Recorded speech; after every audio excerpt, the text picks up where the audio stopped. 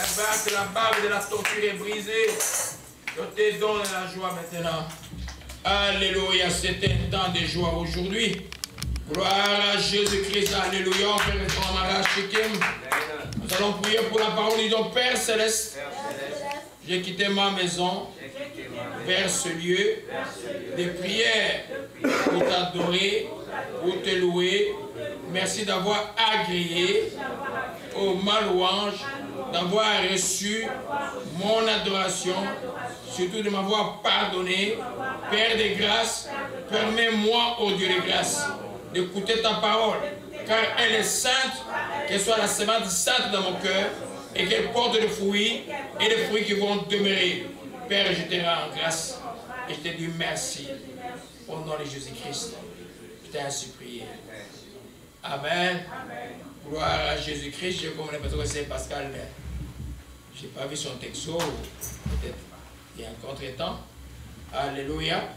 Si ça va, c'est là on peut regarder. Ou maintenant l'autre. Alléluia. Acclamons encore le Seigneur. Alléluia. Amen. Gloire le Seigneur est vivant. Amen. Nous sommes dans la série des nouveaux cantiques. Ce n'est pas des chants préparés, c'est des gens qui arrivent pendant qu'on prie. C'est pourquoi je vous demande tout de vous préparer spirituellement et extérieurement avant d'arriver à la maison de prière. Est-ce que vous parlez d'Amish? J'ai dit à ceux qui sont ici, ceux qui sont loin, qui vous êtes chrétiens, allez regarder les femmes Amish, comment elles se présentent. Ok, elles sont chrétiennes comme vous. Allez voir aussi les femmes juives, comment elles se présentent. Et vous savez qu'une demi-vérité n'est jamais une vérité. Une demi-purification n'est jamais une purification. Le monde, c'est le monde où nous sommes de Dieu. Il y a en nous quelque chose de spécial intérieurement, il doit avoir en nous quelque chose de spécial extérieurement. C'est tellement important. J'ai comme l'impression qu'il faut que je donne la vision de la maison de prière que Dieu m'a donné en dévier à tout le monde, pour que les gens comprennent comment est-ce que moi, ce que j'appelle les chrétiens, et les chrétiens doivent se présenter à la maison de Dieu. C'est tellement important. Et ça, je n'ai pas de sentiments pour ça. C'est des choses extrêmement importantes. C'est des choses que Dieu m'a données quand il m'a appelé. Le monde là ne sait pas nous. Nous sommes des chrétiens. C'est pour ça que je parlais Amish. Je vais dire que regarde, vous qui me suivez ici, ceux qui sont loin, allez voir les femmes Amish comment elles sont. Alléluia. Amen. Le monde ici passera. Tout ce que le monde donne passera. Tout passera. Alléluia. Il faut vraiment que les enfants de Dieu se réveillent. Le Seigneur est bon. Que son nom soit béni. Il doit donner un très très bon message aujourd'hui. C'est la première fois que j'enseigne ça. Bien sûr, je suis dans la série David, l'homme selon les cœurs de Dieu. On est dans la partie, la 4e partie nous sommes aujourd'hui. Amen. 4e partie. Oui, je vais juste que vous me répondez, sinon on rentre à la maison. Amen. C'est la 4e. Non. Non. On est à la 7e partie. C'est vrai. Hein? On est là. C'est pourquoi il faut suivre les enseignements parce que sinon vous oubliez. Deuxième chose, toujours avoir un cahier quand vous venez à l'église. Nous enseignons les principes là, vous l'écrivez. C'est ça que vous allez méditer après, que vous allez enseigner à d'autres. Demain, ou quelqu'un va vous poser des questions sur quelque chose, que vous allez répondre. Amen. Sinon, c'est comme un étudiant qui ne note pas. Et est-ce qu'il retient vraiment quelque chose? Même s'il est intelligent, il faut toujours noter. Alléluia. Or, ici, il ne s'agit pas de l'intelligence manuelle. Ici, il s'agit de l'intelligence spirituelle. Donc, il faut noter les choses de Dieu. C'est important. Alléluia. Gloire à Jésus-Christ. C'est un bon enseignement que nous voyons aujourd'hui. Nous poursuivons avec David, l'homme selon les cœurs de Dieu. Alléluia. Sauf Moïse, et puis diminuer un peu le volume. Alléluia. Et nous... Et prochainement, si tu te sens fatigué, tu donnes la déborah, je crois que je peux déjà jouer le piano pour que je fasse. Alléluia. Gloire à Jésus-Christ. Amen. Alors nous comprenons, mes bien-aimés. Donc, nous continuons avec l'enseignement sur David, l'homme selon les cœurs de Dieu. Dimanche passé, on a vu ce que j'ai appelé le titre de dimanche, c'était la faiblesse de la méchanceté. Comment Saul, qui s'est pas repenti dès le départ, a continué avec le mal. On a démontré les principes que le mal fait quoi? Grandit toujours. Le péché fait quoi? Grossit toujours. Si tu ne le coupes pas, il va grossir. Alléluia.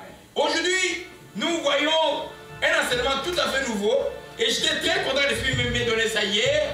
Alléluia. Gloire à Jésus-Christ. David maintenant a fui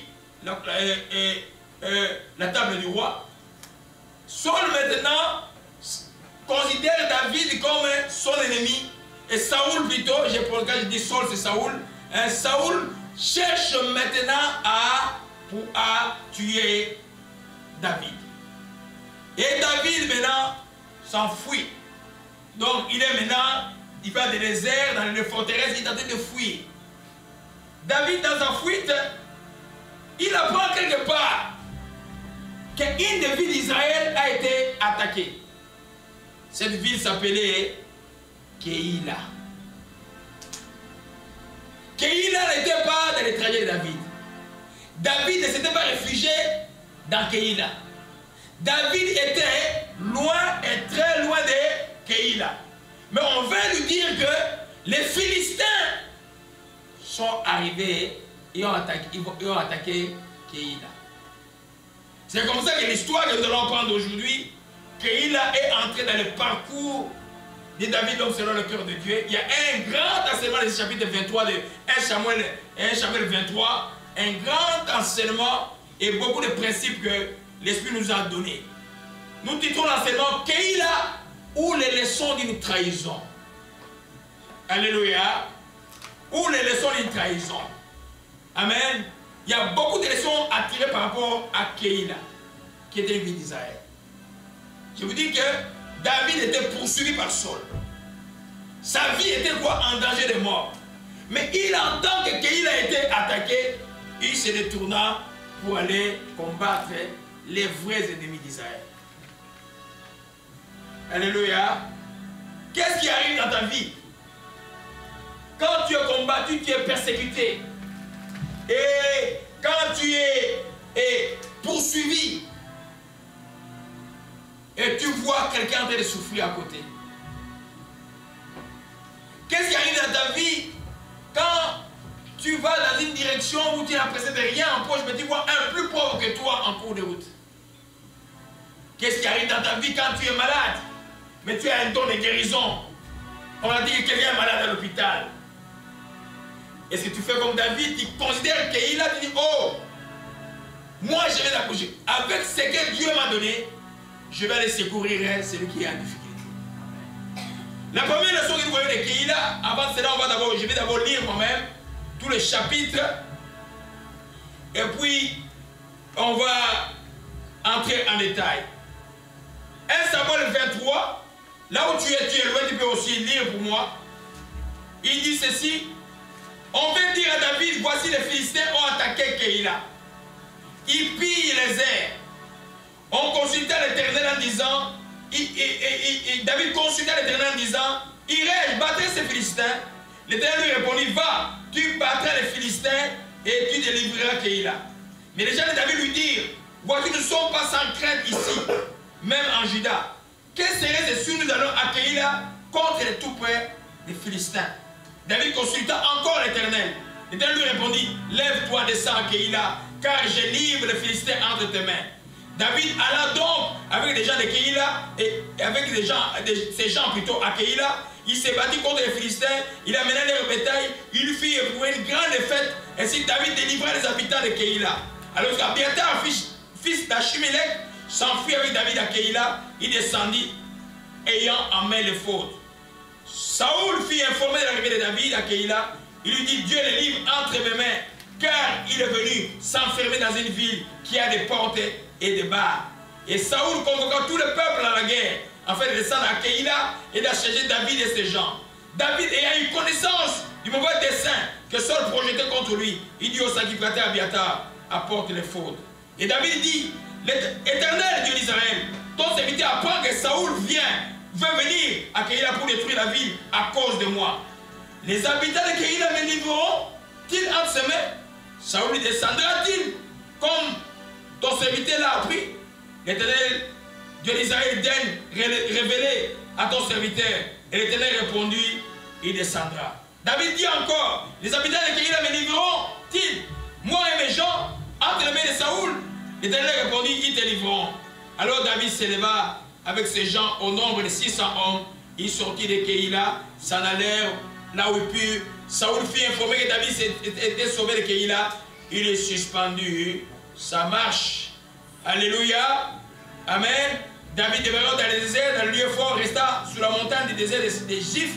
Saul les cherchait toujours, mais Dieu ne le livra pas entre sa main. Seigneur, merci encore de bénir ta parole, ô Dieu de grâce. Merci Saint-Esprit de m'en donner la révélation dans ce que tu as préparé. Père, nous te disons merci.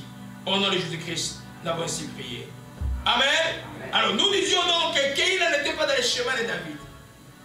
David fuyait Saoul, sa vie était en danger. David avait, que nous avons lu, 600 hommes. Saoul avait toute l'armée d'Israël et tout le peuple. Mais il a appris que les Philistins avaient attaqué Keïla, qui est une ville d'Israël. Alléluia. Amen. Et puis,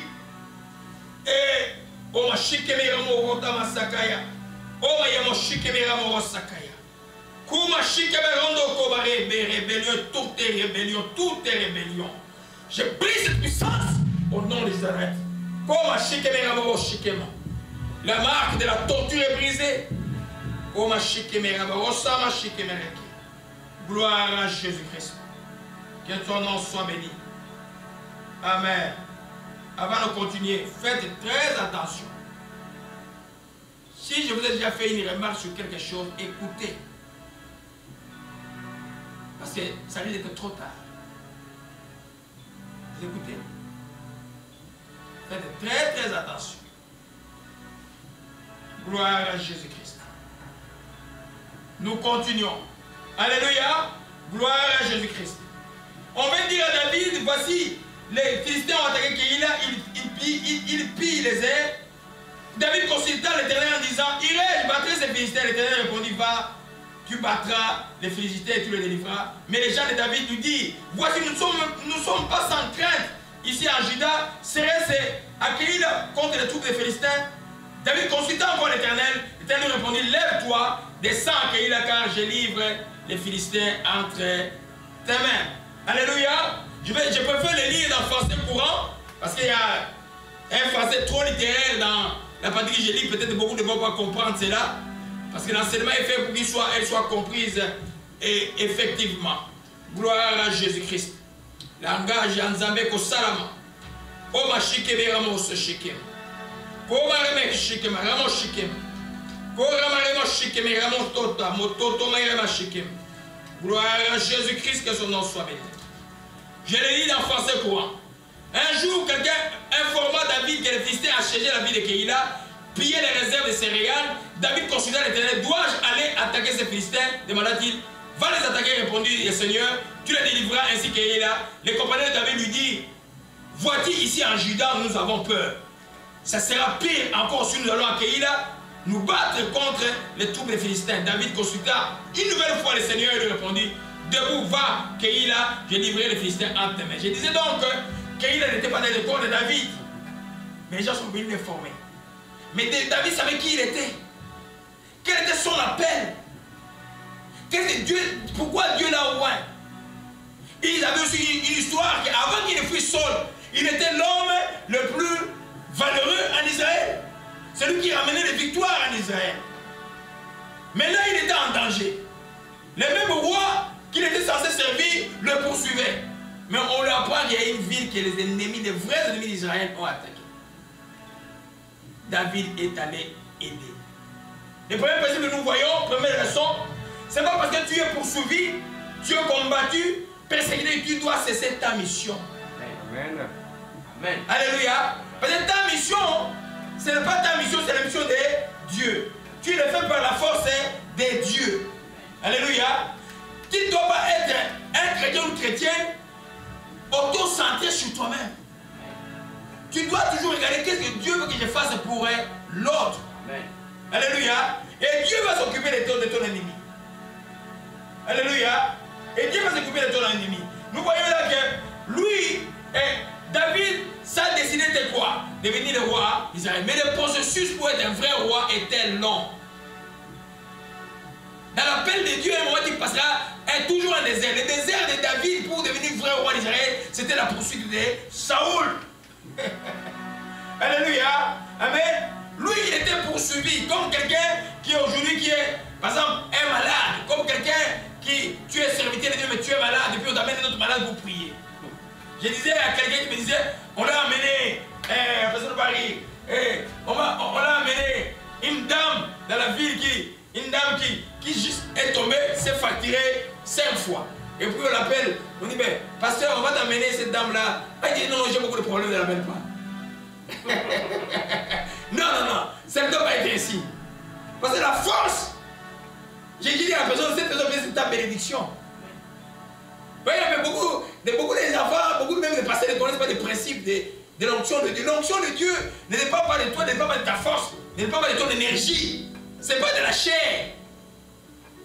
C'est Dieu en toi. C'est pourquoi il est écrit ni par la force, ni par l'épée, seulement par le Saint-Esprit de Dieu. Donc, David, et le principe que nous voyons, ce n'est pas parce que tu es poursuivi, tu es combattu, que tu dois cesser ta mission. Tu dois toujours servir Dieu.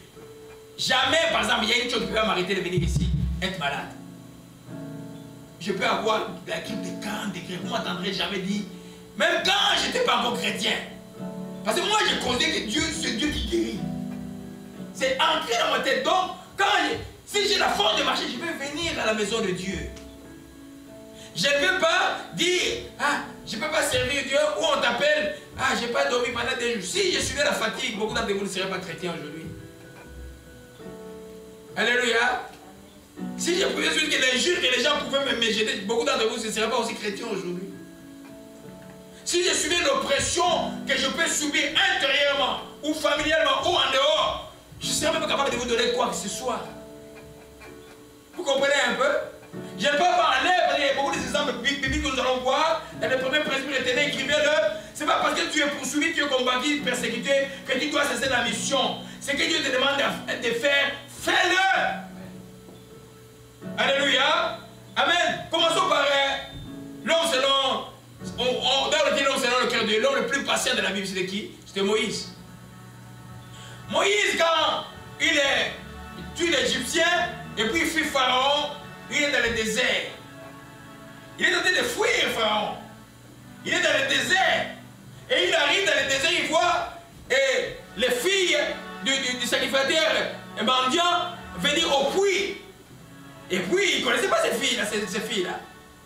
Il ne connaissait même pas que sa destinée passerait par les filles de cet homme. Il ne savait rien. Mais c'était quelqu'un qui avait une mission, mais qui avait un cœur selon Dieu. Quelqu'un qui avait un regard sur ceux qui souffrent. Quelqu'un qui n'était pas égoïste, qui ne regardait pas juste son ventre. Vous voyez, parce que moi ça ne va pas dans ma famille, donc je vais arrêter le ministère. Mais non. Moi ça ne va pas parce que moi je vais abandonner. C'est des gens qui ne comprennent pas la mission de Dieu. Nous comprenons un peu? Nous parlons de Moïse. Il arrive au puits, il voit les filles des ruelles, les sacrificateurs mendiants arriver. Et puis, il voit des hommes comme des bandits comme ça, là, qui venaient avec des brebis aussi, venir chasser ces femmes-là. Il intervient, il bat ces hommes-là, ils fuient tous. Il était seul, hein? Ces bergers-là. Et puis, il dit aux filles de venir se servir. Et ça a étonné les filles. Ils sont allés raconter à leur papa. C'est alors que Moïse a trouvé sa femme Séphora. Vous comprenez un peu? Il était en fuite. Il pouvait dire, je suis dans un pays étranger. Ces gens, je ne les connais pas. Je vais voir ce qui se passe et puis, il peut même s'allier aux méchants. Mais non, il a choisi de combattre les méchants. Parce que quand tu es un juste de Dieu, tu combattras toujours ceux qui sont injustes. Tu ne vas pas t'accoutumer avec eux. Tu ne vas pas s'asseoir avec eux. Alléluia. Alors, vous voyez qu'il entre dans le décor de David. Parce que David avait le cœur à Israël. Parce que David aimait Israël. Parce que David se savait prédestiné pour diriger Israël. Il avait surtout l'amour de son peuple. Vous voyez les gens, surtout les gens venant de mon pays, j'ai jamais vu un peuple aussi égoïste que le Congolais. Ils sont nombreux ici là. Vous entendez, ils marchent pour le pays, ça ne va pas. Vous allez voir peut-être 10 personnes, 5 personnes. Et le soir, ils ont en train de parler du Congo. C'est incroyable. Et vous vous dites chrétien? Un chrétien doit s'intéresser au malheur des autres. Donc, Si toi tu as que tous tes problèmes soient résolus pour que tu t'occupes des autres, tu n'aideras jamais quelqu'un, tu ne feras jamais de Dieu, je vous assure. Hein? Alléluia. Amen. Donc Moïse est intervenu. On va voir dans Exode 2. Je vais demander à Kevin de nous lire aujourd'hui. Exode 2, versets 16 à 18. Nous sommes dans la première leçon de Keïla. Gloire à Jésus-Christ. Amen. Exode 2. Exode 2. Je lis au nom du Seigneur Jésus-Christ. Amen. Versets 16 à 18. Le sacrificateur de Madian avait 7 filles. Elles vinrent puiser de l'eau et elles remplirent les auges pour abreuver le troupeau de leur père. Les bergers arrivèrent et les chassèrent. Alors Moïse se leva, prit leur défense et fit boire leur troupeau. Quand elles furent de retour auprès de Réuel, leur père, il dit: pourquoi revenez-vous si tôt aujourd'hui? Elles répondirent: un Égyptien nous a délivrés de la main des bergers, et même il nous a puisé de l'eau et a fait boire le troupeau. Verset 20. Et il dit à ses filles: où est-il? Pourquoi avez-vous laissé cet homme? Appelez-le pour qu'il prenne quelque nourriture. Moïse se décida à demeurer chez cet homme qui lui donna pour femme Séphora, sa fille. Alléluia. Vous comprenez qu'il a décidé de Moïse. S'il était méchant, s'il était égoïste, s'il n'était pas comme les Samaritains de la Bible, donc il n'allait pas atteindre sa destinée. Cet homme venait du désert. Il a fait des jours et des jours de désert, fatigué. C'était un prince qui était en fuite. Il avait beaucoup de souffrances psychiques et tout. Il ne savait pas où aller. Il ne connaissait même pas qu'il était de Dieu. Mais il ne pouvait pas supporter que les hommes maltraitaient des femmes. Il a été défendre ces filles-là. Et c'est alors qu'il demeura de rester là-bas. Et Séphora lui fit donner comme épouse. On voit plus tard que c'est Séphora qui lui sauva la vie quand il l'a appelé. Vous comprenez, mes bien-aimés? Alléluia. Donc, nous comprenons que quand... c'est pas parce que tu es combattu, tu es persécuté que tu ne peux plus regarder les autres. Non. Non. Un autre exemple, nous voyons dans la Bible, vous savez que l'église chrétienne a commencé avec la persécution. À Jérusalem, c'était quoi? La persécution. Alléluia. Amen. Alors dans Acte 8, gloire à Jésus-Christ. Gloire à Jésus-Christ. Acte 8. Nous voyons là Philippe, l'évangéliste. Amen. Juste lis-nous du verset 1 à verset 5, frère Kevin. Je lis au nom du Seigneur Jésus-Christ. Alléluia.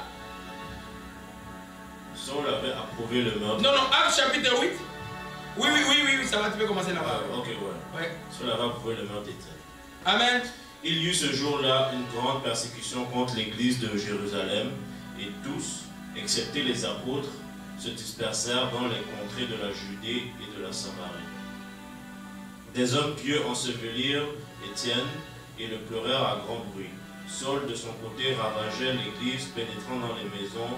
Il en arrachait hommes et femmes et les faisait jeter en prison. Ceux qui avaient été dispersés allaient de lieu en lieu, annonçant la bonne nouvelle de la parole. Philippe, étant descendu dans la ville de Samarie, y prêcha le Christ. Les foules tout entières étaient attentives à ce que disait Philippe lorsqu'elles apprirent et virent les miracles qu'il faisait. Verset 7. Car des esprits impurs sortirent de plusieurs démoniaques en poussant de grands cris, et beaucoup de paralytiques et de boiteux furent guéris. Amen. Voyez le contexte. La persécution commence par la mort d'Étienne. Philippe était diacre aussi comme Étienne, rempli du Saint-Esprit, craignant Dieu. Il n'y avait que les apôtres qui étaient restés. Tout le monde avait fui. Mais en fuyant, il a continué la mission. Il est allé prêcher à Samarie. Alléluia. C'était un fuyard qui prêchait. Et en prêchant, comme c'était ça la mission, Dieu a opéré beaucoup de miracles. Beaucoup de gens se convertiraient en Christ Jésus. Il n'a pas dit, fouillons, allons nous cacher. Moi je souffre beaucoup. Moi ceci. Moi. Non. Vous devez savoir c'est quoi devenir chrétien. Alléluia. Amen. Il n'a pas considéré la persécution. Lui, il est allé en mission. En fouillant, il faisait ce que Dieu a commandé de faire. Nous comprenons, mes bien-aimés? Alléluia. Donc, il n'y a pas un temps où tu cesses ta mission. Si tu es auto-centré, où tu t'occupes juste de toi, juste de ta famille, tu regardes par ailleurs, comme chrétien, tu vas faire fausse route, tu vas tourner en rond. Tu vas tourner en rond. Et des fois même, pendant que tu vas aider là-bas, Dieu s'occupe de toi.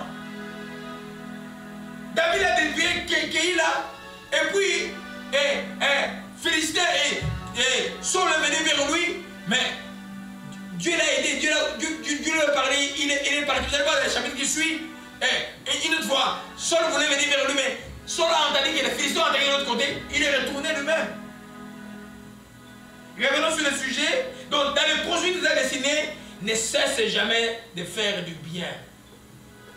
Que le mal, l'oppression qui est en toi, ne te concentre pas sur la mission de ta vie. Alléluia. Sinon, on va tourner en rond. C'est le principe de Dieu, ça. La persécution n'a pas arrêté Jésus-Christ. La persécution n'a pas arrêté les disciples. La persécution n'a pas arrêté ce qu'il y avait une mission de Dieu. Alléluia. Alors nous voyons même un autre exemple encore plus fort. Et le prophète Élisée, qui, comme le prophète Élisée a fait des miracles dans la vie, qui connaît le prophète Élisée, qui a déjà lu l'histoire du prophète Élisée. C'est l'homme de la double onction, de la double portion d'Élie. Il a fait des miracles de toutes sortes. Il était rempli d'onction. Mais Élisée est mort de maladie. Comment on peut comprendre cela? Mais les clous que nous voyons aujourd'hui, pendant sa maladie, le roi vient le pleurer et il fait la mission, il continue à prophétiser sur Israël. Il dit au roi, ouvre la fenêtre, prends une flèche et tire la flèche, prends frappe-le et 7 fois. Pour toujours la mission d'Israël. Il n'a pas dit, oh je suis malade, je vais commencer à mourir maintenant là. Roi, aide-moi. Tu commences à pleurer comme un petit enfant. Non. Il savait qu'il allait auprès du Père. Ta mission ne peut pas t'arrêter à cause de la persécution. Ta mission ne peut pas t'arrêter à cause de maladie. Tu sers Dieu à l'église, tu as un petit bobo là, tu as toutes les éducations pour des petits bobos. Mais tu ne vas pas aller loin, tu ne vas pas aller loin, je t'assure. Ou là où tu devais être, tu ne le seras pas. Depuis que je suis chrétien, je ne suis jamais resté à la maison parce que je suis malade. Non, je ne suis jamais resté à la maison. Ah, je tremble. Non! Ici au Canada, quelle maladie qui est au Canada ici? C'est la grippe, non? Mais je viens à l'église avec la grippe. Quand je chante de loup de la grippe, pas. Amen. Alléluia. Des fois, j'ai prié pour vous, vous ne savez pas dans quel état je suis. J'ai prié pour vous. Mais moi, mon corps là, il est malade. Je prie pour vous. Peut-être que j'ai un enfant malade à la maison aussi. Parce que la mission de Dieu ne peut pas s'arrêter par rapport à cela. Sinon, tu n'as rien compris, absolument. Hein? Rien. David était poursuivi par Saoul. Sa vie était en danger. On vient nous dire que Keïla a été attaqué. Il s'est retourné à aller regarder Keïla. Il n'a pas dit, ah, laissez-moi, moi j'ai des problèmes. Tu vas pas m'aider. Saoul est en train de me suivre. Il n'a pas dit ça. Hein? Tu vas voir que j'ai beaucoup de problèmes. Non. Ah non, tu vois, vous me dérangez trop, vous, de la famille là. Vous savez que j'ai les mêmes problèmes aussi à régler. Non. Un enfant de Dieu, qui a l'esprit de Dieu, quand il sent, on te dit que tu peux intervenir, tu as la capacité d'intervenir quelque part. Fais-le. Fais-le au nom de Jésus-Christ et par la grâce de Dieu. Parce que ce n'est ni par la force, ni par l'épée, c'est non par le Saint-Esprit. Nous comprenons, mes bien-aimés? Alléluia. Amen. Nous voyons là que, même un autre exemple plus fort encore, notre apôtre préféré, Paul.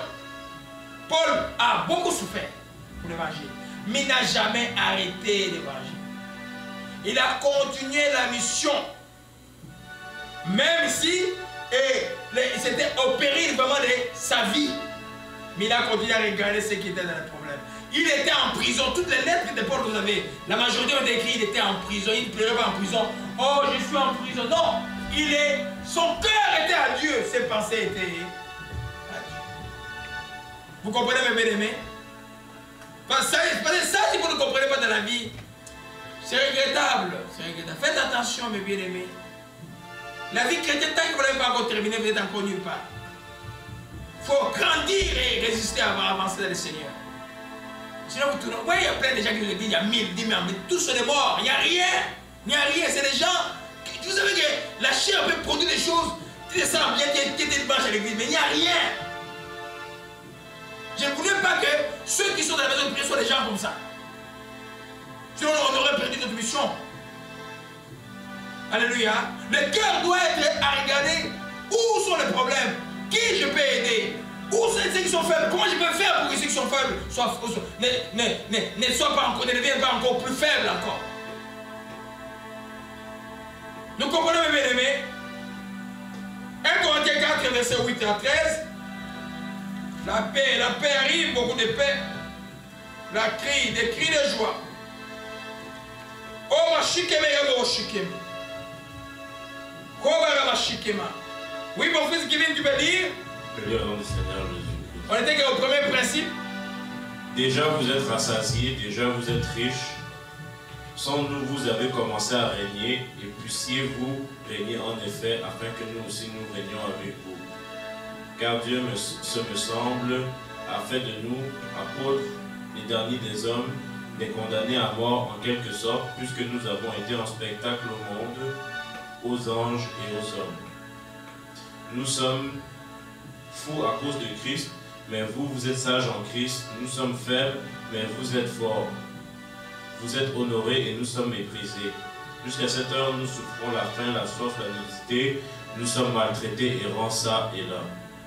Nous nous fatiguons à travailler et de nos propres mains injuriés. Nous bénissons, persécutés, nous supportons, calomniés. Nous parlons avec bonté, nous sommes devenus comme les balayeurs du monde, le rebut de tous jusqu'à maintenant. Amen, amen. Vous voyez, il dit, vous êtes honorés, nous sommes méprisés. C'est pas comme les apôtres de ces temps, des siècles qui et ils se considèrent ils exigent même l'honneur. On n'exige pas l'honneur. Laissez les gens de ce qui veut te mépriser, ça fait partie des plans de Dieu. Hein. Il dit quoi ici? Il dit quoi? Nous nous fatiguons. Et il dit ici, nous souffrons la faim, la soif, la nudité, nous sommes maltraités, ça et là. Nous nous fatiguons à travailler dans nos propres mains, injuriés, nous bénissons, persécutés, nous supportons, calomniés, nous parlons avec bonté. Alléluia. Il continue dans la mission malgré la persécution. En résumé, ce que je vais dire, l'oppression intérieure ne peut pas t'arrêter de faire du bien. Alléluia. Tu dois continuer à faire du bien. C'est pourquoi Paul lui-même dit, il dit quoi? Il dit, ne vous lâchez pas de faire du bien, vous allez mentionner quoi au temps, hein? Convenable. Alléluia. Et ça, on ne peut pas dans tous les sens. Quand faire du bien, c'est faire du bien à l'autre. Faire du bien, c'est aussi faire des choses qui plaisent à Dieu. Tu ne peux pas dire faire du bien, faire des moitiés des choses qui plaisent à Dieu. Tu vas être déçu. Tu vas être étonné. Vous comprenez un peu?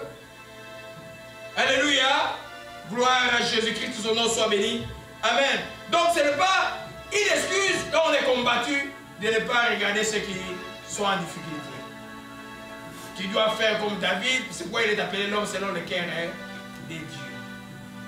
Deuxième principe. Keïla, ton amour envers les gens ne peut malheureusement pas prévenir la trahison. Deuxième leçon.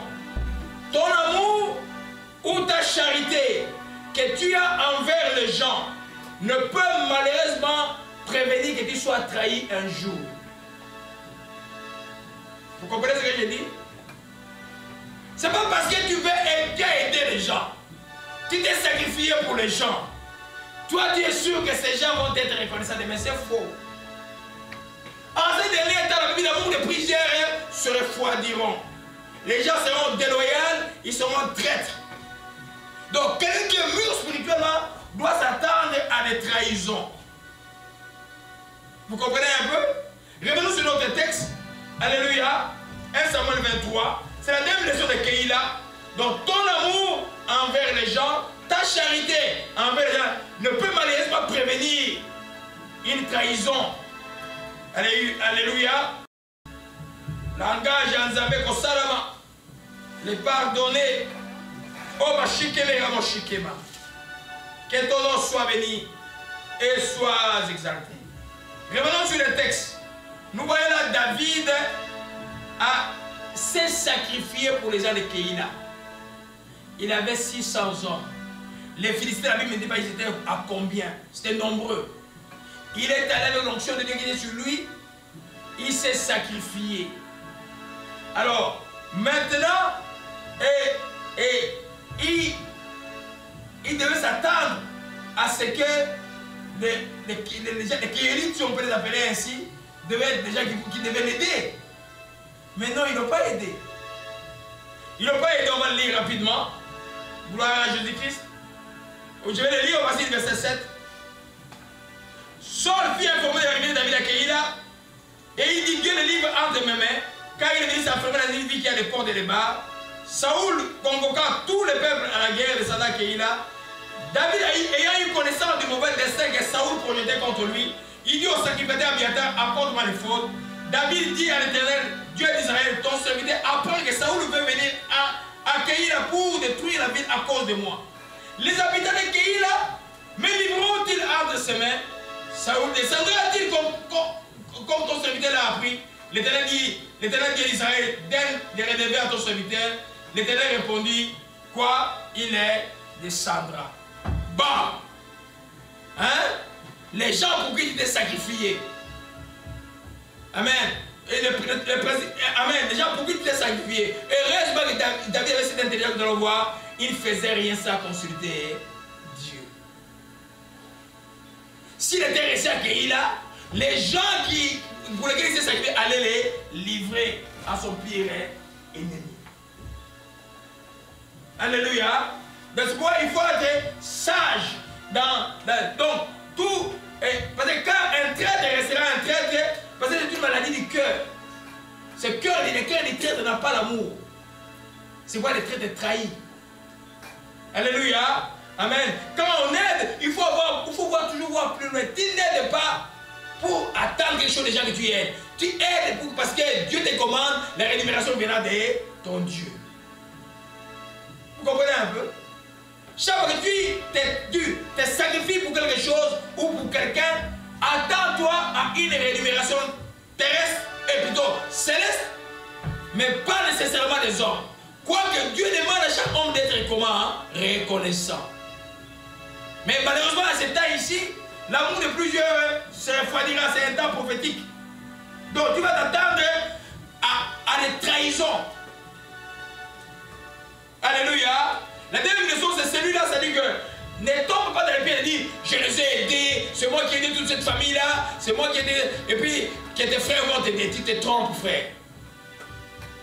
Tu dis les aides pour qu'ils t'aident, tu te trompes. Aide-les parce que Dieu te commande. Aide-les à cause de Dieu.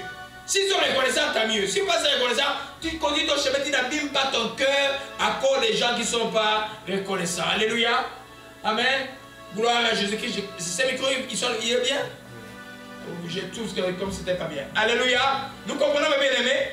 Donc c'est important de comprendre cela. C'est la deuxième leçon de Keïla. David n'est pas tombé dans ces pièges-là. Et ils sont dit de Keïla sans rancune. Il n'a pas dit, hey, vous voulez me trahir, Dieu m'a dit, vous voulez me trahir, vous vous frappez les gens qui. Non. Il s'est échappé tranquillement. Il savait comment préserver son cœur. Parce que la traîtrise est quelque chose de très prévalent maintenant. Quelqu'un qui est mûr spirituel doit être préparé à cela. Vous voyez le nombre de divorces qu'il y a dans ces villes. Vous voyez comment est-ce que les hommes sérieux ont aidé des femmes et puis ces femmes sont d'une marque de reconnaissance totale. Vous voyez comment est-ce que les trahisons, dans les politiques africaines, comment les trahisons sont entre amis, juste à cause des biens d'argent. On s'est trahi, même on tue les autres. Parce que nous sommes dans un temps prophétique où Dieu dit l'amour de plusieurs se refroidira. Les gens seront déloyaux, ils seront traîtres. Quand Dieu parle, il fait attention. C'est pour toi, comment tu fais attention? En aidant les gens sans rien attendre en retour. Tu aides à cause de Jésus-Christ Nazareth. Alléluia. Gloire à Jésus-Christ. C'est pourquoi, Galates 6, mon fils, Galates 6, verset 9. Alléluia, alléluia. Alléluia, alléluia. Alléluia, alléluia.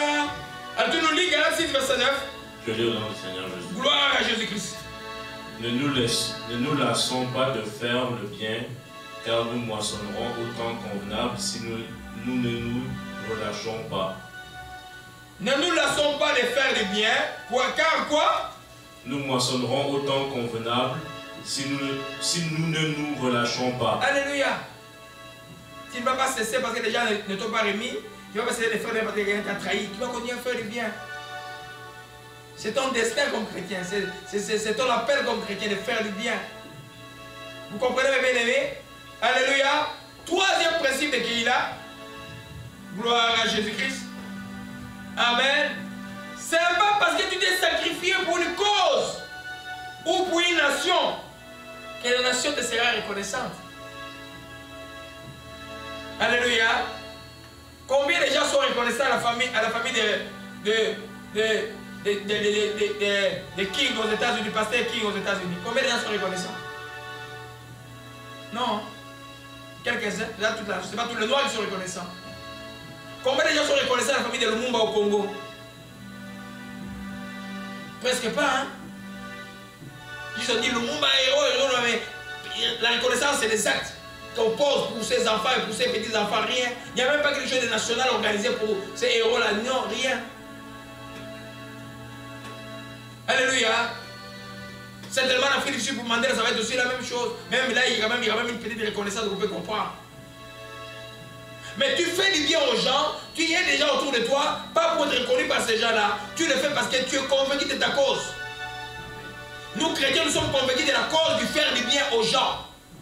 David, quand il va accueillir là, parce qu'il était convaincu que c'est le peuple d'Israël, Dieu m'a ouvert, c'est là, je vais combattre les ennemis d'Israël qui sont venus, même si je suis poursuivi par derrière. Alléluia. Nous comprenons, mes bien-aimés? Gloire à Jésus-Christ. Amen. Donc, faites attention. C'est pourquoi les gens, quand ils entrent dans une cause politique, si tu avais l'idée d'être récompensé, tu seras faux, tu seras corrompu demain, et puis tu ne vas pas aller loin. J'ai même sorti des choses de l'église. Fidel Castro et ses frères, quand ils ont fait la révolution du Cuba, ils ont demandé à qui? Ils étaient convaincus de leur cause simplement. Quoi qu'ils étaient athées. Donc, la notion de sacrifice, c'est une notion chrétienne. On sait, même un papa qui se sacrifie pour ses enfants. Tu te sacrifies là pour qu'eux demain deviennent tes esclaves. Non, tu le fais parce que tu dois le faire. Bien que Dieu exige aux enfants d'être reconnaissants à leurs parents. Honore ton père et ta mère avec une longue vie. Mais quand un papa fait des choses, on ne calcule pas. Quand nous payons le minerval, nous ne calculons pas. Quand on paye l'école, est-ce que tu calcules qu'il serait du pays? Non. Tu es satisfait d'avoir payé le minerval. Tu regrettes d'avoir payé l'école chère pour tes enfants. Alléluia. Ah, mais quand il passait ses sacrifices pour le croyant à l'église, il ne le fait pas pour le croyant lui remettre quelque chose. Il le fait parce que c'est sa mission que Dieu lui a donnée. Celui qui sera aigri. David n'était pas aigri. Il sortit de Keïla. Il ne savait même pas où il allait. Les gens qui le venaient aider se préparaient à le trahir. Alléluia. Acclamons le Seigneur. Alléluia. Amen. Le Seigneur est bon, que son nom soit béni. Amen. Alléluia. Jésus-Christ, notre Seigneur, est venu premièrement pour qui? Pour le peuple juif. Et ils ont fait quoi? Ils l'ont rejeté. Ils l'ont maltraité. Ils l'ont injurié. Ils l'ont trahi. Comme nation, mais même le prêtre qu'il a livré, c'était aussi un juif. Il s'appelait Judas. Alléluia. Mais il s'est sacrifié pour tout le monde. Même pour Judas. Nous comprenons, mes bien-aimés. Le Seigneur est bon, que son nom soit béni et soit éclairé. Donc c'est une erreur grave de compter sur quelqu'un parce que tu t'es sacrifié pour lui. Arrêtez cela. Mais j'ai dit que toi qui en as aidé, sois reconnaissant. Celui qui l'a aidé n'attend rien de toi, mais toi sois reconnaissant. C'est la règle de Dieu. Je vois les enfants aujourd'hui, sur les gens qui gagnent en Occident, n'ont pas la notion de l'honorabilité des parents. Honore ton père et ta mère, c'est très profond. Les juifs, les pratiques, ils voient comment ils progressent comme société. Alléluia. Gloire à Jésus-Christ. Que son nom soit béni et soit. Amen. Je vois beaucoup de gens se plaindre. Pas les plaindre des gens de ça, parce que les gens doivent comprendre c'est quoi la parole de Christ. Ils doivent comprendre cela. Jésus ne s'est pas plaint de nous avoir sauvés. Il ne s'est pas plaint, il dit, ah Seigneur, je souffre pour ces gens-là. Hein? Non, il a dit que ta volonté soit faite. Il a accompli la mission. Gloire à Jésus-Christ. Alors on va dans Jérémie 17. Gloire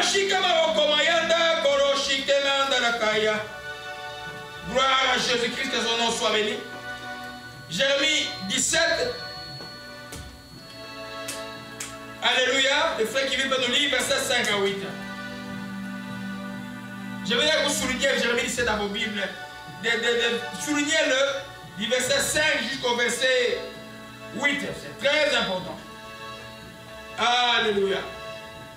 Nous sommes dans le troisième principe, je répète. C'est pas parce que tu t'es cueilli avait dit aussi, c'est pas parce que tu t'es sacrifié pour une cause, une nation, que la nation doit nécessairement être reconnaissante. Non. Non. Alléluia. Quoi que cela est louable, cela est louable que la nation soit reconnaissante. Allez-y. Je lis au nom du Seigneur Jésus. Amen, amen. Ainsi parle l'Éternel, maudit soit l'homme qui se confie dans l'homme, qui prend la chair pour son appui et qui détourne son cœur de l'Éternel. Il est comme un misérable dans le désert, et il ne voit point arriver le bonheur. Il habite les lieux brûlés du désert, une terre salée sans habitants. Béni soit l'homme qui se confie dans l'Éternel et dont l'Éternel est l'espérance. Il est comme un arbre planté près des eaux et qui étend ses racines vers le courant. Il n'aperçoit point la chaleur quand elle vient, et son feuillage reste vert dans l'année de la sécheresse. Il n'a point de crainte et il ne cesse de porter du fruit. Alléluia. Le verset 5 dit, ainsi, maudit soit l'homme qui se confie dans l'homme, qui prend la chair pour appui et qui détourne son cœur de l'Éternel. C'est-à-dire, quand tu te confies en Dieu, ou quand tu aides des gens, toi confie-toi en Dieu. Ne te confie pas aux gens que tu as aidés. Non. Confie-toi en Dieu. S'ils sont les gens qui aiment la bénédiction, ils vont te rendre le bien. Si les gens qui n'aiment pas la bénédiction, ils vont te rendre le mal. Mais toi, garde les chemins, garde la mission, garde l'habitude de bien faire. Les chrétiens là pour bien faire. Alléluia. Nous comprenons, mes bien-aimés. C'est pourquoi, vous voyez aujourd'hui, on n'est pas redevable. C'est-à-dire que, moi, je ne peux pas exiger plutôt aux gens à connaître. Non. Eux-mêmes doivent être reconnaissants. En fait, envers Dieu, en passant à l'homme que Dieu a utilisé. Vous comprenez un peu? Mais moi, je dois continuer ma mission. Si tel va dessus, tel va dessus, tel. Hein? Il y a une fille que je n'ai jamais même vue ici qui a pleuré au téléphone là, qui manquait de loyer. On a pris l'argent de lui donner. Je n'ai jamais remis l'argent de loyer. Mais une semaine après, quelqu'un nous demandait encore les mêmes services. Est-ce que je l'ai fait ou je ne l'ai pas fait? Je l'ai fait. J'ai dit, mais toi aussi, toi, ne fais pas comme l'autre. Amen. On ne peut pas cesser de faire le bien parce qu'un a trahi. Nous comprenons, mes bien-aimés. Le monde ici a toujours besoin d'une lumière, des gens qui font du bien. Imaginons toute la ville où tout le monde se comporte comme les LGG, toute la ville. On va être comment? Alléluia. Nous comprenons, mes bien-aimés. Amen. Quatrième principe. Alléluia. Et ce principe est très important. Retournons d'abord dans notre texte, dans 1 Samuel 23, rapidement. Langage Yanzamé pour ça. Oh mon Dieu. Prends pitié Seigneur. Prends pitié. Prends pitié. Je répète encore, quand je vous ai déjà fait une remarque, écoutez, parce que ce que je vois dans mon esprit là n'est pas bon. Il faut pas écouter. Alléluia. Connaître la volonté de Dieu, quatrième principe. Connaître la volonté de Dieu avant de faire quelque chose est très important pour un enfant de Dieu. David, on l'appelle. Keïla est attaqué. David se déplace David a fait quoi? Il a consulté l'Éternel 2 fois. Tu as l'Esprit de Dieu. Tu es enfant de Dieu. Le Saint-Esprit en toi n'est pas un chômeur et il ne se fatigue pas. Tu peux lui poser n'importe quelle question. Est-ce que ce que je veux faire, c'est tu es d'accord, oui ou non? Même si la chose apparaît évidente. Ah, amen. Même si ça paraît évident. Parce que la Bible dit que telle chose paraît bonne à l'homme, c'est la voie de la perdition. Il y a que Dieu qui connaît. Est-ce que c'est vraiment bon ou pas? Est-ce que tu dois avancer ou pas? Tu dois toucher ou pas? Tu dois conclure ou pas? Alléluia. Parce que la Bible dit que les péchés des gens sont évidents. Les péchés des autres se découvrent dans la suite. C'est pourquoi c'est très important de parler à Dieu. Nous voyons là que David arrive, on va lui dire, là ici dans le français on dit, quelqu'un vient lui dire, les Philistins ont attaqué Keïla, ils pillent les champs. Et puis David consultait l'Éternel, il battrai les Philistins. L'Éternel lui répondit, va, tu battras les Philistins, tu les délivreras. Mais les gens qui t'avaient lui dit, oh, déjà ici en Israël on a peur, seul nous poursuit. On va encore attaquer à Keïla. David a douté un peu, il est encore allé consulter l'Éternel. L'Éternel a dit, lève-toi, descends à Keïla, car je livre les Philistins entre tes mains. Avec ces 600 hommes, ces gens, je peux les appeler, je vais appeler ces 600 hommes. C'était des gens qui avaient des dettes, des gens qui fuyaient Israël. C'est des gens de rien qu'il a réussi à avoir autour de lui et qui sont des gens valeureux. Un autre enseignement. Alléluia. Et il est allé, il a combattu. Très important, la volonté de Dieu. Je vois des chrétiens, il n'a pas la volonté de Dieu. Ah, moi je suis pressé de faire ceci. Il fait, ah non, moi je dois me marier, Pas me se marier après. Il y en a qui ont honte de m'appeler pour me dire que ça ne va pas. Hein? Et puis, non. Ah non, moi je dois être dans cette ville-là, moi c'est la... Non, frère. Prie, est-ce que Dieu veut que tu ailles dans la ville où tu restes ici? Cette ville peut paraître très belle, très bonne, toutes les opportunités. Ça peut ne pas être la volonté de Dieu pour toi. C'est pourquoi la prière est importante. Dieu parle. Dieu parle. Et je dis dans un endroit comme celui-ci, où Dieu parle clairement, mais ne fais pas les choses bêtes là, ne fais pas ça. Malheureusement, je crois que je trouve trop de rébellion ici. Mais quand on vous dit quelque chose, il faut écouter. Dieu n'est pas un grand-père. Alléluia. Amen. Proverbe 14.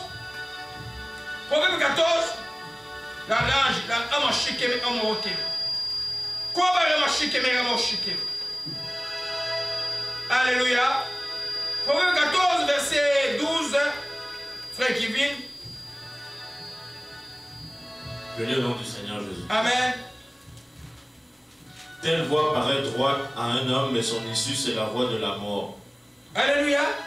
Telle voie paraît quoi? Droite à l'homme. C'est-à-dire que l'homme se regarde.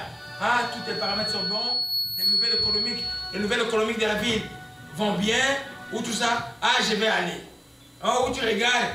Ouh, je suis une belle femme, hein. Quand tu regardes juste l'extérieur, tu dis, ah, ça c'est vraiment la femme, hein.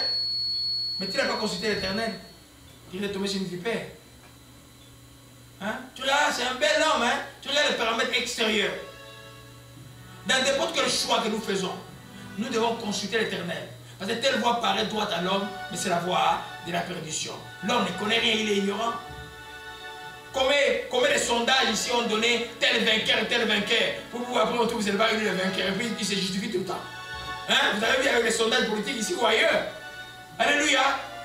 C'est important de... C'est que nous apprenons ce que David, c'est il ne faisait rien sans consulter l'Éternel. Nous allons voir dans ce chapitre 23, c'est 4 fois qu'il a consulté l'Éternel. Quand on informe de Keïla, il va, il s'informe, et puis après, il revient encore. Les gens doutent un peu avec Keïla, et il a la confirmation. Après, on apprend que Saoul vient vers lui, il demande à Dieu, et puis Dieu confirme, et puis il demande une seconde fois, Dieu confirme la seconde fois, et puis il prend la décision. À chaque fois, il consultait Dieu.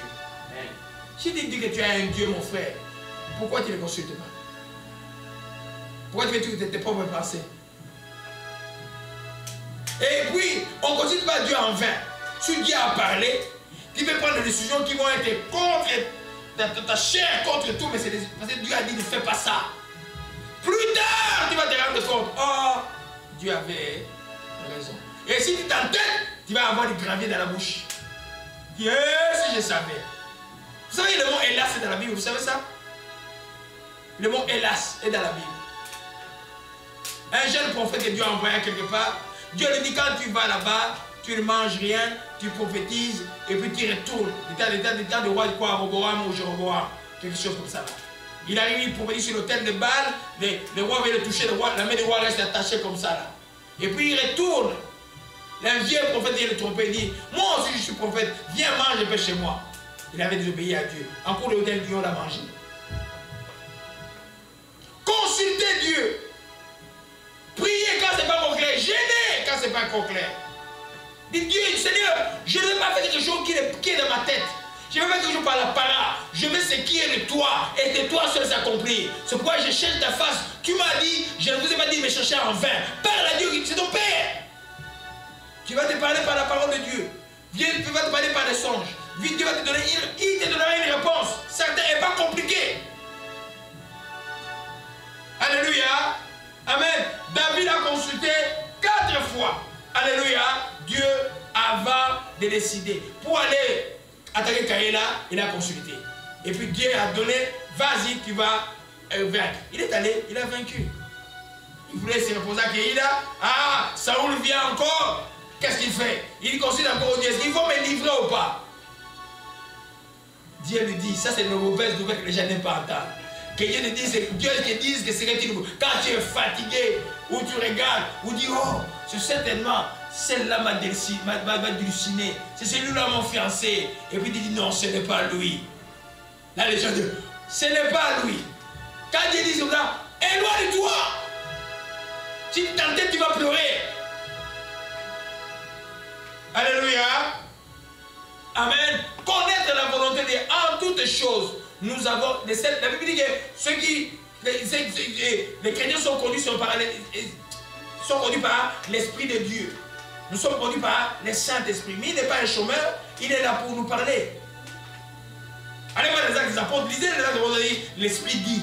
L'Esprit dit, Pierre est en train de vouloir manger, voilà la vision de la nappe, et puis l'Esprit dit, voilà les gens qui viennent vers toi. L'Esprit parle. Le problème est que l'Esprit parle, vous êtes tourmenté par l'extérieur. Alléluia. Ne soyez pas tourmenté par l'extérieur. Parce que quand l'âme prend le dessus, la voix de l'Esprit n'est plus entendue. Ça veut dire que quand vos pensées sont dominantes, les promptures du Saint-Esprit, vous ne pouvez pas écouter ça.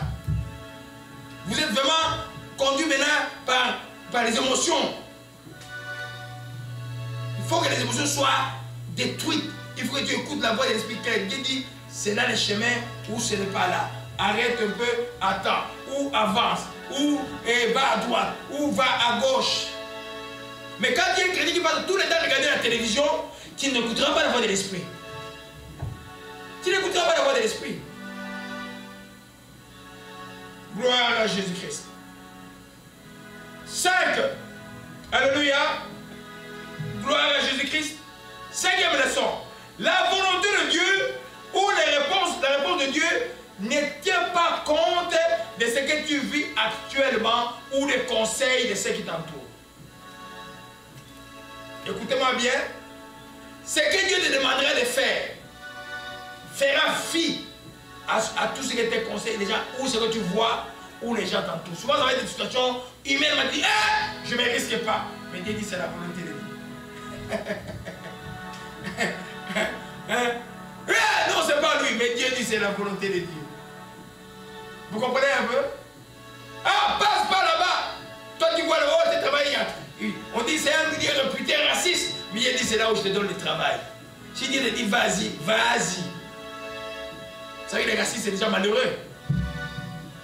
Quand ils vont découvrir que tu es plus intelligent qu'eux, ils vont réfléchir des fois. Alléluia. Amen. Pourquoi je dis cela? Nous voyons là à Keïla, allons à 1 Samuel 23, retournons à 1 Samuel 23. La rager tout dans la prière. Au Machik, 1 Samuel 23. Quand David dit qu'il va aller à Keïla, qui vient de nous lire le verset 3. Au nom du Seigneur Jésus-Christ. Amen. Mais les gens de David lui dirent, voici, nous ne sommes pas sans crainte ici même en Juda. Que sera-ce si nous allons à Keïla contre les troupes des Philistins? Alléluia. Dieu a parlé. Dieu a dit à David, vas-y. Mais autour de lui, les gens avaient peur. Il dit, mais déjà, on a déjà peur aussi en Israël. Saoul est derrière nous. Mais comment on peut aller combattre encore les Philistins à Keïla? J'ai déjà assez de crainte autour de moi. Comment Dieu peut m'envoyer encore à un autre combat? Alors que mon combat personnel n'est pas encore fini. Dieu a cette manière de faire pour ceux qu'il a appelés, pour les chrétiens, qui est drôle. Dieu n'attend pas que ton combat soit terminé complètement pour que tu aies à combattre ailleurs. Non. C'est comme tu es un pasteur, tu es malade, et puis quelqu'un t'appelle, pasteur, je suis malade. On sortait en 2015, un souvenir malheureux.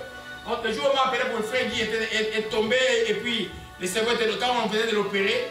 On a discuté avec le médecin, le médecin dit on donne 3 heures. Je dis non, au nom de Jésus-Christ, il ne mourra pas. Et vous ne prenez pas les organes. Alors on sort dans la cour de l'hôpital, et puis avec ma fille Marie-Claire, et puis quelqu'un appelle. Pasteur, elle appelle Marie-Claire pour dire, pasteur Marie-Claire pour dire, prie pour moi. Elle me dit, pasteur Laurent, cette personne m'a dit, me demande de prier pour elle. Il dit, prie pour elle. La prière ne dépend pas de ce que tu sens, prie pour elle. Des choses comme ça qui arrivent aux enfants de Dieu. Vous comprenez cela? Elle a prié et puis on est parti dans l'auto, on a pris les autos et on est parti. Vous comprenez un peu? C'est pas parce que tant de choses ne peuvent pas t'arrêter, parce que autour de toi les gens te donnent des conseils. Ils ont dit, ah, on a peur, mais c'est toi le leader. Un vrai leader, un vrai apôtre, un vrai prophète, un vrai pasteur, celui que Dieu a mis comme berger de brebis. Et vos conseils, les gars, écoutez ça très rarement. Moi, j'écoute Dieu. Tu vas donner un conseil, je le prends, peut-être par respect un peu des fois. Mais je vais écouter Dieu d'abord.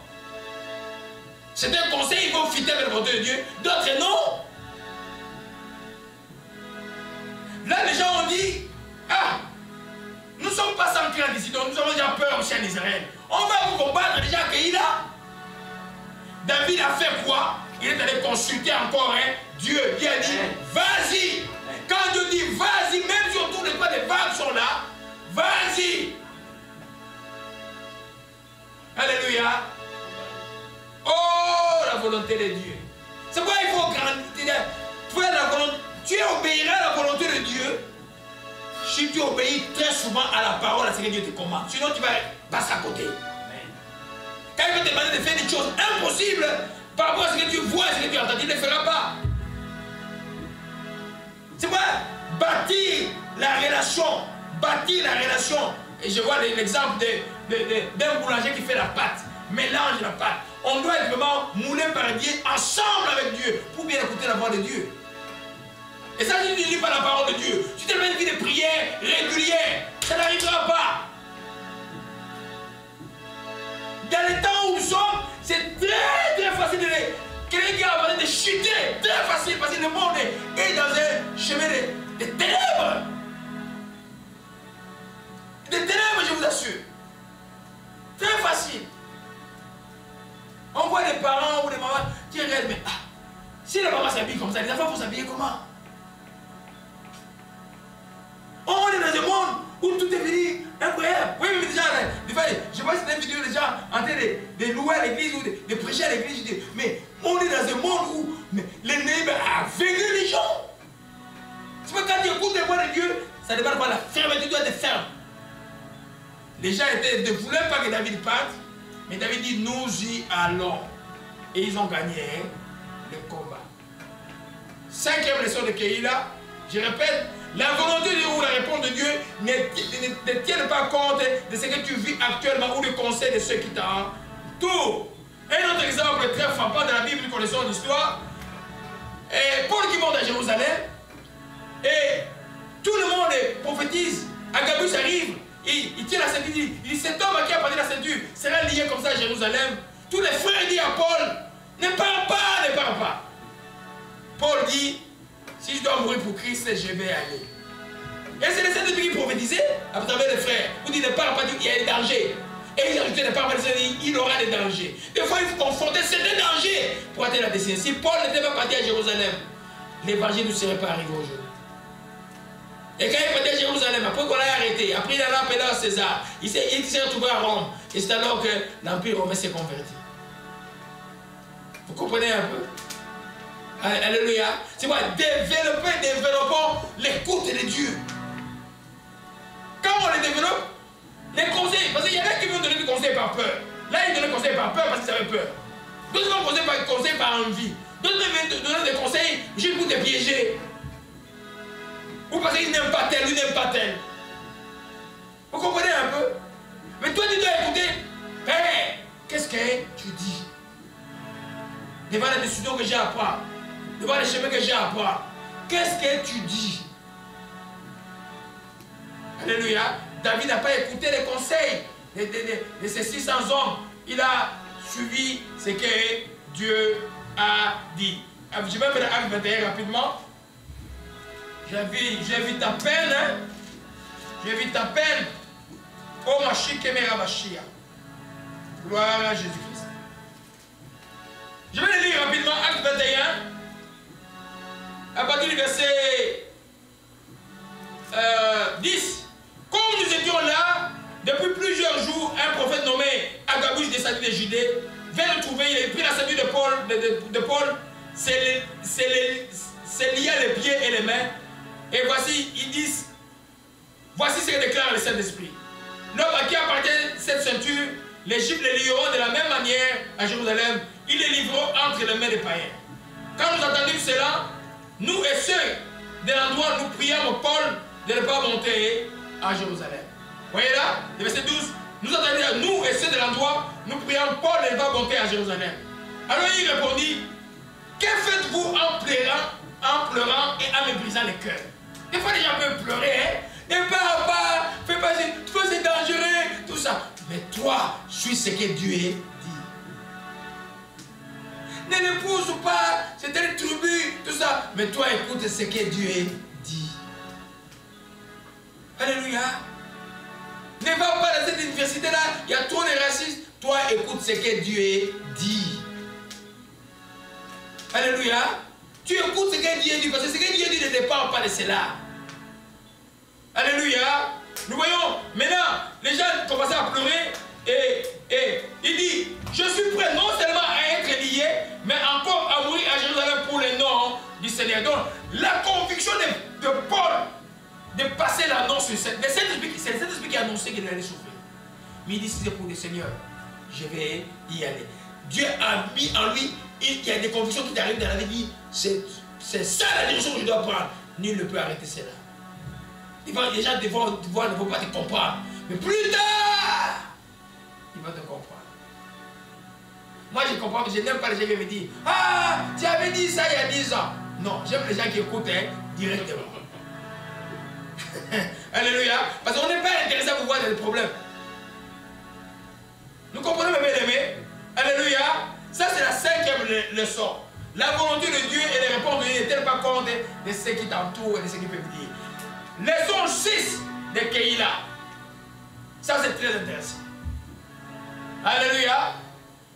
Ce n'est pas parce que Dieu a dit oui dans un premier temps qu'il devra toujours dire oui pour une situation que tu as commencé avec lui. Tu as commencé quelque chose avec Dieu. Il a dit oui. Mais un sous-problème arrive. Ne suppose pas qu'il va dire oui, parce qu'il est avec toi. Consulte-le pour savoir est-ce qu'il dit oui ou non. Alléluia. Amen.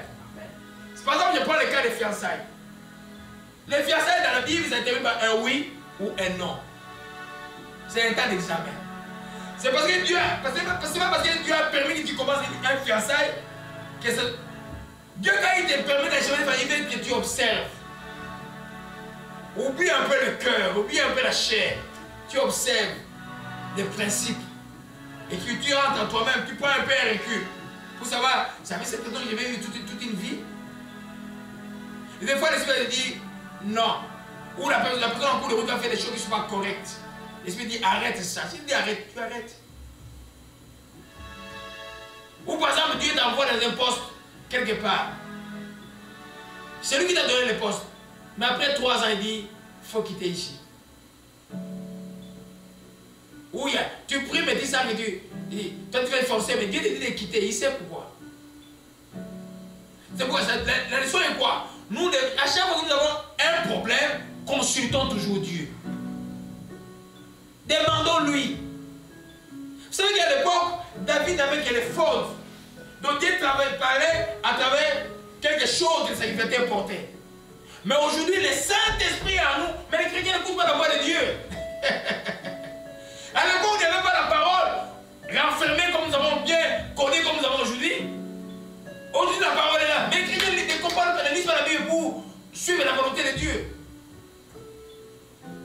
J'ai assisté à beaucoup de désastres. Des gens à qui j'ai parlé qui n'ont pas écouté. Moi, quand je vous parle, dans les choses de Dieu, je n'ai pas de blagues. Dans les choses de Dieu, je n'ai vraiment pas de blagues. Je ne sais pas si nous sommes deux pasteurs dans l'église qui peuvent dire à quelqu'un de ne pas venir à l'église. On n'est pas deux ici. Moi, quand il marche pas, je dis c'est fini. Pourquoi jouer avec les choses de Dieu? Il s'agit de la vie éternelle. Ce n'est pas une blague. Alléluia. Gloire à Jésus-Christ. Que son nom soit béni et soit exalté. Nous allons dans le texte. 1 Samuel 23. 1 Samuel 23. Oh, ma chic, mon chien.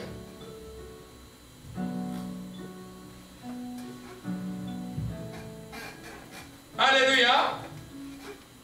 Nous avons vu qu'au verset 3, David a demandé s'il pouvait aller accueillir la Diadi. Il a gagné le combat. Logiquement, il pouvait conclure que je reste accueillir, là, c'est là où Dieu m'a donné.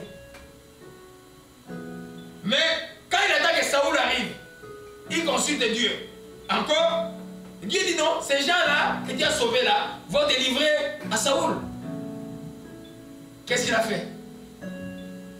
Il a fui. Amen.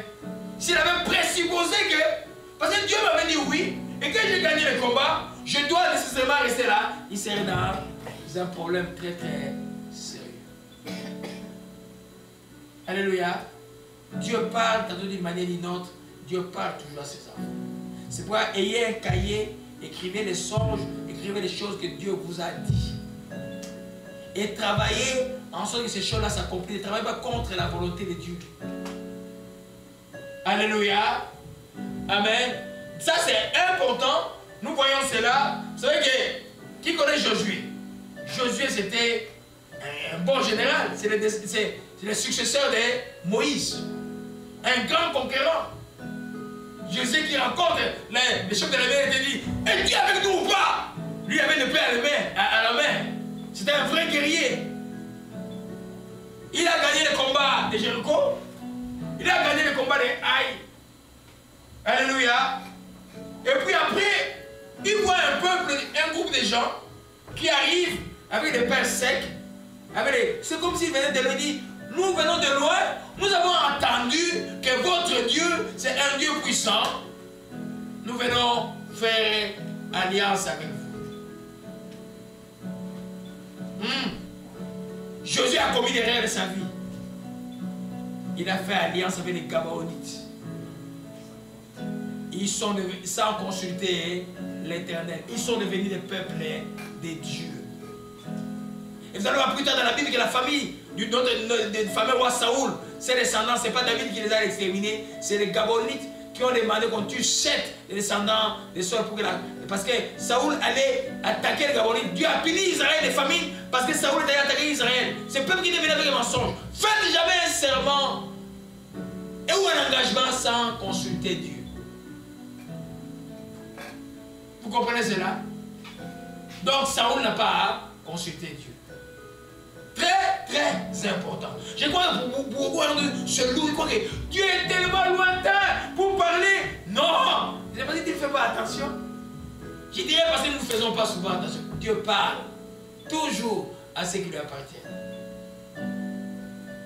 Les chrétiens doivent développer la sensibilité à l'écoute de ce que Dieu dit. Dieu parle par la parole de Dieu, la lecture de la parole de Dieu. Dieu parle, comme j'ai vu prêcher la dernière, vous parlez aussi. Dieu parle par les songes. Dieu parle. Dieu est intéressé à parler à son peuple.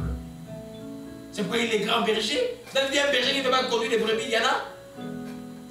Alléluia. Amen. Donc, Josué 9. Alléluia. Sixième principe. Ce n'est pas parce que Dieu, dans un projet qui était avec Dieu, j'ai reformulé. Ce n'est pas parce que Dieu dit ah oui qu'il dans le parcours de ce projet, il te dira toujours oui. Peut-être qu'il va te dire tourne à droite. Continue plus comme ça. C'est ce que ça veut dire.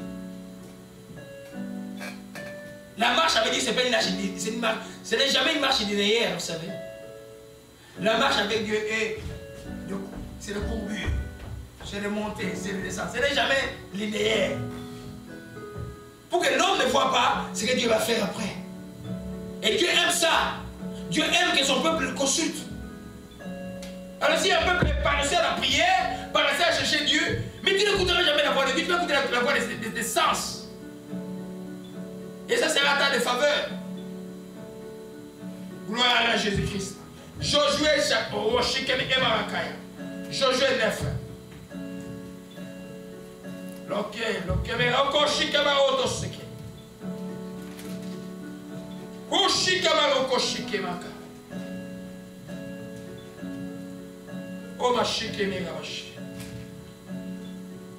Oui, allez-y mon fils Kevin. Verset 14. J'ai déjà résumé l'histoire, juste le verset 14. Je lis au nom du Seigneur Jésus. Les hommes d'Israël prirent de leurs provisions et ils ne consultèrent point l'Éternel. Oui, verset 15. Josué fit la paix avec eux et conclut une alliance par laquelle il devait leur laisser la vie et les chefs de l'assemblée le leur jurèrent. Verset 16. 3 jours après la conclusion de cette alliance, les enfants d'Israël apprirent qu'ils étaient leurs voisins et qu'ils habitaient au milieu d'eux. Alléluia. S'ils avaient consulté Dieu, Dieu leur aurait dit que ces menteurs, ils allaient couper la tête. C'était des gens du peuple. Mais l'erreur qu'ils ont commis, ils n'ont pas consulté. Dieu aime que si vous ne consultez pas Dieu, que vous avez des problèmes, et là, ils ont fait l'alliance avec des menteurs.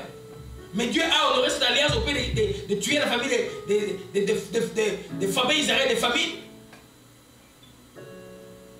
Et qui des siècles après, en plus, des siècles après. Nous sommes dans l'état de Josué, jusqu'au temps des cieux, c'est des siècles après. Vous comprenez un peu? L'erreur que Josué a commis et les anciens Israéliens, ils n'ont pas consulté Dieu.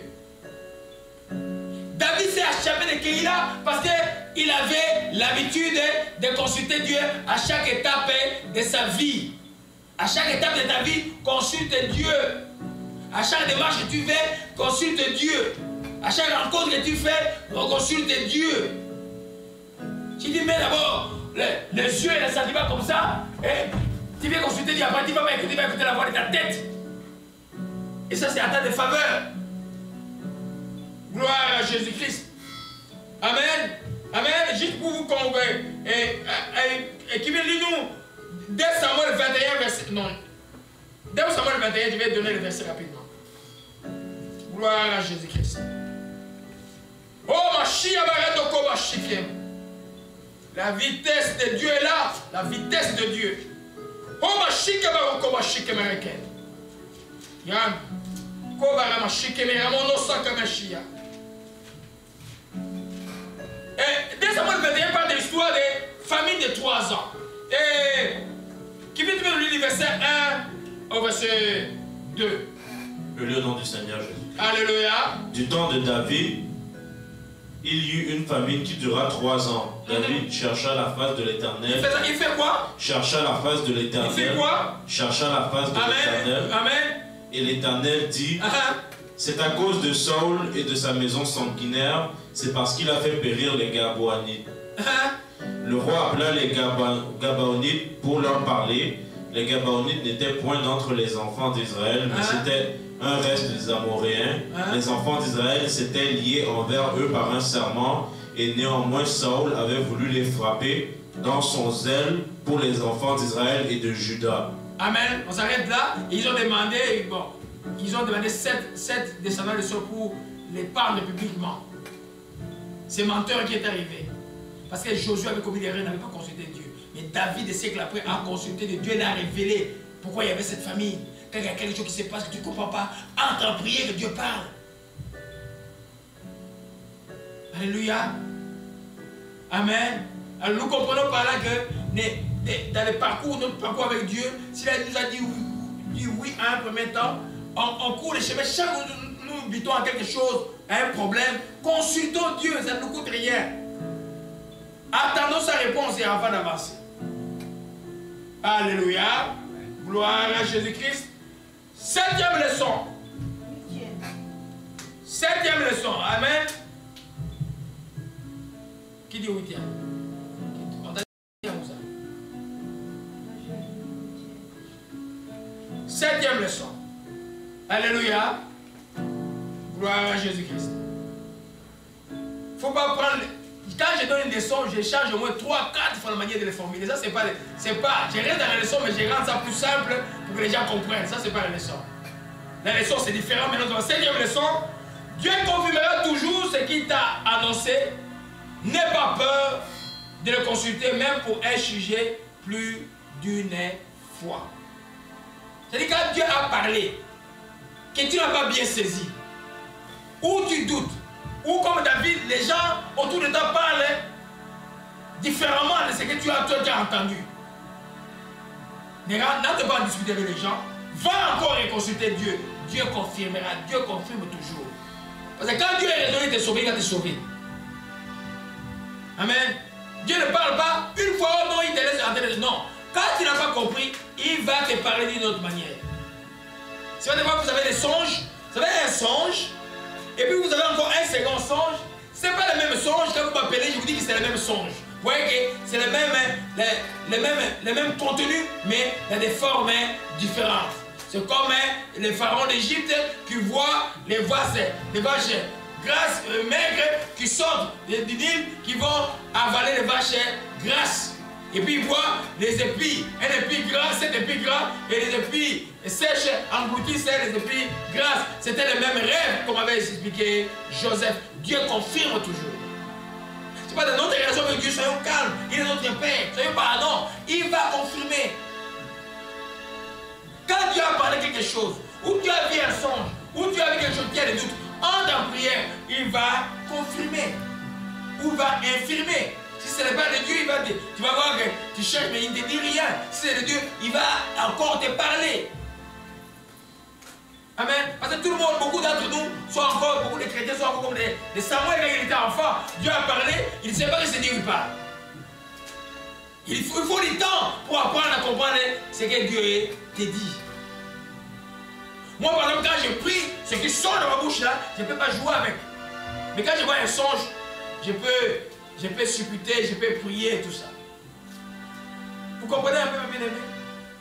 Alléluia. Amen. Donc, pourquoi je dis cela? Vous voyez que David, quand le peuple a hésité, il est allé encore consulter Dieu. Et Dieu a confirmé. Dieu confirme toujours quand il parle. Parce que dans la chrétienté, il y a la parole, les logos, il y a aussi la révélation. Le Saint-Esprit vient avec la révélation. Vous voyez, dans le dernier temps, vos filles auront le songe. Ce n'est pas pour des songes de vanité. C'est le message de Dieu. Ils prophétiseront. C'est le message de Dieu. Donc il faut l'expérience spirituelle et la connaissance. C'est comme ça que nous avançons dans la vie chrétienne. Et l'expérience que tu vois est souvent confirmée déjà par la parole de Dieu. Alléluia. Nous voyons accueillir là, Dieu a parlé, David a consulté l'Éternel. Regardez-moi les détails des causeries. Tournons un peu dans 1 Samuel 23. Oh, gloire à Jésus-Christ. On va commencer à clôturer par là. Alléluia. David, verset 2, David consulta l'Éternel, irai, je battrai les Philistins. L'Éternel dit, va, tu battras les Philistins. Le verset 3, mais les gens qui l'avaient lui dire, je résume, ont eu peur. Il dit, mais on a déjà assez peur en Israël. Comment allons-nous battre les Philistins à Keïla? David, la Bible dit, consulta encore l'Éternel. Donc, consulter encore l'Éternel, ce n'est pas de la désobéissance. Dieu sait que nous avons des difficultés à l'écouter. Et Dieu, c'est je n'ai pas bien compris. Et c'est vraiment ça que tu veux que je fasse ou pas. Et puis il dit, l'Éternel répondit, lève-toi, descends à Keïla, car j'ai dit les Philistins entre tes mains. David descendant avec les gens de Keïla, il bâtit les Philistins, il amena leur bétail et fit pour une grande défaite. Au verset 10, la même chose. Oh ma chique, mera mon chique. Comme chique, mera mon chique, mera bachi. Comme ma chique, mera bachi. Oh ma chique, mera ma chique. Laissez-moi, oh, quoi chique, mera ma chique. Oh, David dit, Éternel Dieu d'Israël, ton serviteur apprend que Saul veut venir à Keïla pour détruire la vie à cause de moi. Les habitants de Keïla me livreront-ils entre ses mains? David descendant-il à Israël pour, dès le réveil à ton serviteur, l'Éternel répondit, il est descendant. Alléluia, il a consulté l'Éternel. Alléluia. Et il dit encore, verset 12, il dit encore, les habitants de Keïla me livreront-ils, moi et mes gens, entre les mains de Saoul? L'Éternel dit, ils te livreront. Il voulait être sûr des réponses que Dieu donne. Et aujourd'hui, c'est la même chose. Si tu veux une réponse de Dieu, Dieu va te les donner. Mais ne sois pas distrait. Alléluia. Je crois qu'on va terminer. Et par là, le 8e, il y a plusieurs leçons. On va continuer dimanche prochain. 8e leçon. La foi et l'action est exigée pour toute promesse de Dieu. Dieu ne parle pas en vain. Quand Dieu a dit à David, va, je vais livrer les Philistins demain, il a fait quoi? Il est parti. Quand Dieu a dit, ils vont te livrer à Saoul, David a fait apposer la tuer, il a fait quoi? Il a fait. N'écoutez pas Dieu pour écouter, puis tu es en train de mourir comme ça, je ne sais pas. Mais Dieu a déjà parlé, pourquoi tu ne comprends pas? Alléluia. Beaucoup de gens vont se mettre dans les troubles inutiles. Quand Dieu a déjà parlé, il t'a confirmé, toi il te faut la foi et poser l'action qui convient par rapport à ce qu'il t'a donné comme promesse. David a fait quoi? Il a fui.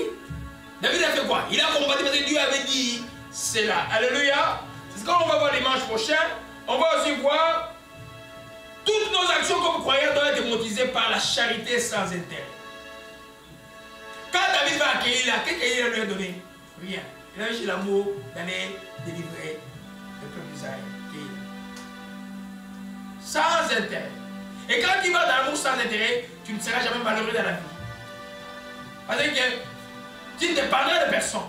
Et tu seras libre de prendre beaucoup de décisions même et drastiques parce que tu fais des choses sans intérêt. Donc ton intérêt, c'est l'intérêt que tu portes, que les autres, c'est pour leur intérêt que tu agis.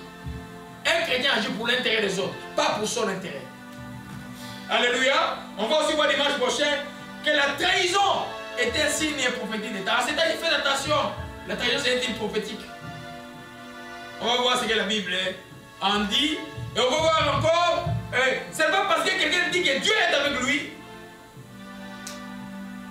que Dieu est encore avec lui quand il clame que Dieu est avec moi. Saoul a dit, ah Dieu livre David a promis, mais Dieu n'était plus avec Saoul. Donc comment tu continues à croire que Dieu est avec lui? C'est une grande leçon qu'on va enseigner parce que beaucoup sont tombés dans ça pour amener les gens dans la repentance. Tu n'obéis pas à Dieu. Tu offenses Dieu. Toi, Dieu est avec toi. Fais attention. On va voir ça dimanche prochain. On va aussi voir Dieu fait taire les rumeurs. Amen. Chaque fois qu'il y a des rumeurs, des choses que tu ne comprends pas, consulte Dieu. Ce n'est qu'en est-il. Dieu va parler. C'est pourquoi il existe des prophètes. C'est pourquoi Dieu vous donne des visions et des songes. C'est pour confirmer les choses. Alléluia. Et puis on va voir dimanche prochain, l'importance d'un traître, c'est quoi? Comment tu décèles un traître? Ou comment si tu es traître et tu ne sais pas, comment te connaître? L'importance d'un traître, on va voir cela par rapport aux gens de Keïla a été des vrais traîtres par rapport à David. Ça c'est des traîtres, parce que, on va voir pendant dimanche prochain, je prends juste un principe. Et les traîtres ne vivent pas par principe, ils vivent au gré de ses intérêts. Que là où il y a un intérêt, c'est là où il va aller le traître. Il n'a pas de principe, il ne peut pas rester comme les gens qui avaient des guerriers de David, qui avaient David dans les tours, dans les grottes, et partout. Non, les traîtres vont aller au gré de ses intérêts. Alléluia. On va voir ça dimanche, parce que ça va être très bon pour nous tous. Éternel, nous glorifions ton nom. Nous te rendons grâce encore, merci encore pour tout ce que tu as donné comme parole aujourd'hui. Les leçons par rapport à accueillir la haut Dieu de grâce. Lorsque ce qui a été semé dans nos cœurs, dans les cœurs de tes enfants, pour te germer et porter les fruits au Père, par rapport au Dieu de grâce, à tout ce que nous avons vu comme principe au Père véritable. L'importance de te consulter, l'importance de faire du bien sans intérêt, l'importance, oh Dieu de grâce, au Père. Oh Dieu, ne pas attendre quelque chose aux gens que nous aidons. Père, nous te disons merci de bénir tes messages, bénir la personne qui écoute, et nous te rendons tout simplement grâce. Au nom de Jésus-Christ, nous t'avons ainsi prié. Amen. Amen. Seigneur, nous rendons grâce. J'aimerais qu'on fasse encore une prière. Tu dis là où tu es, Père Céleste. Je bénis ton Saint-Nom. J'ai écouté le message. Seigneur, en moi y a-t-il quelque chose qui me fait ressembler au Kéélite? Y a-t-il quelque chose qui me fait ressembler à Saoul? Père, je te demande pardon. Y a-t-il quelque chose qui me fait ressembler aux gens qui ont entouré David, vivant dans la peur? Père, pardonne-moi au Dieu de grâce. Je te prie au nom de Jésus-Christ que l'esprit qui était avec David, ton serviteur, soit avec moi. Père, je te dis merci. Au nom de Jésus-Christ, je t'ai ainsi prié. Amen. Gloire à Jésus-Christ.